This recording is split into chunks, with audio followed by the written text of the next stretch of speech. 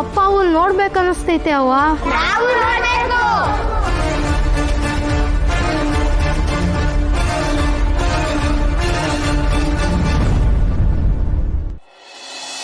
ಯಾರು ಬೇಸರ ಮಾಡ್ಕೋಬೇಡಿ ಕಣ್ರ. ಈ ಅವ್ವ ಮಾಡ್ತಿರೋದು ಎಲ್ಲ ನಿಮ್ ಒಳ್ಳೇದಕ್ಕೇನೆ. ಇನ್ 3 ದಿವಸ ನೀವು ಆ ಟೀಚರ್ ಮುಂದ್ ಕೈಗೆ ಸಿಕ್ಬಾರ್ದು.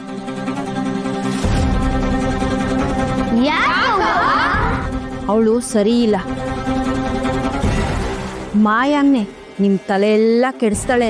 ಆಮೇಲೆ ಸ್ಕೂಲ್ ಕರ್ಕೊಂಡೋಗ್ತಾಳೆ. ಕರ್ಕೊಂಡೋಗಿ ಓದಿ ಓದಿ ಅಂತ ತಲೆ ತಿಂತಾಳೆ. ಟೀಚರ್ ಅಮ್ಮ ಕತೆ ಹೇಳ್ತೀನಿ ಅಂತ ಹೇಳಿದ್ರು. ಎಲ್ಲ ಸುಳ್ಳು ಕಣ್ರ. ಅವಳು ನಿಮ್ ತಲೆಗೆ ಇದೆಯೇನೋ ಮದ ತುಂಬ್ತಾಳೆ.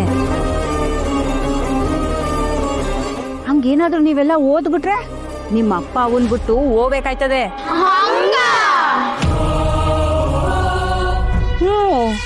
ಆಮ್ಯಾಗೆ ನೀವು ಊರ್ ಬಿಟ್ಟು ನಿಮ್ಮ ಅಪ್ಪ ಅವನ್ನೆಲ್ಲ ಅನಾಥರನ್ನಾಗಿ ಮಾಡ್ಬಿಟ್ಟು ಹೋಗ್ತೀರಾ? ಹಂಗಾದ್ರೆ ಈ ಅವನ್ ಮಾತು ಕೇಳ್ತೀರಾ? ಸ್ಕೂಲ್ಗೆ ಹೋಯ್ತೀರಾ? ನಾವು ನಿಮ್ ಮಾತು ಮೀರಿ ಎಲ್ಲೂ ಹೋಗಲ್ಲವಾ? ಹೌದೌದು.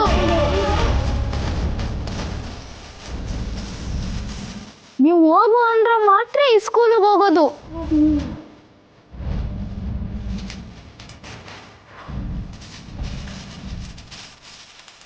ಸರಿ ಕಣ್ರಲ್ಲ, ಎಲ್ಲ ಆಟ ಆಡ್ಕೊಳ್ಳಿ. ಸರಿ ಅವ್ವ.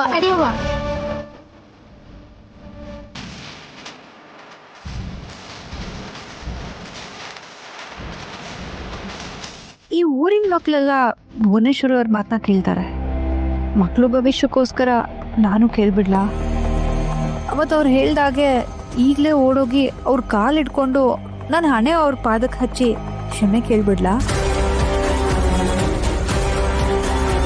ಅವ ಅವ ಆ ಟೀಚರ್ ಅಮ್ಮ ನಿನ್ ತವ ಬಂದು ಕಾಲು ಹಿಡ್ಕೊಂಡು ಸಮಯ ಕೇಳಿದ್ರೆ ಇದನ್ನೆಲ್ಲ ಬಿಟ್ಬಿಡ್ತೀಯವ?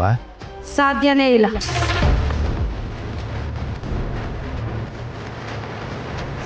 ಸಮಯ ಕೇಳೋ ಕಾಲ ಎಲ್ಲ ಹೊಂಟೋಯ್ತು ಕಡ್ಲ. ಚೇನ್ ಗೂಡ್ಗೆ ಕಲ್ಲು ಹೊಡೆದವಳೆ, ಕಚ್ತೆ ಬಿಡಾಕಿಲ್ಲ. ಈ ಭುವನೇಶ್ವರಿ ಒಂದ್ಸಲ ಸವಾಲ್ ಹಾಕಿದ್ಮೇಲೆ ಗೆಲ್ಬೇಕು. ಆ ಈ ಸ್ಕೂಲ್ಗೆ ಬೀಗ ಬಿದ್ದು ಟೀಚರ್ ಅಮ್ಮ ಊರ್ ಬಿಟ್ಟು ಹೋಗ್ಬೇಕು.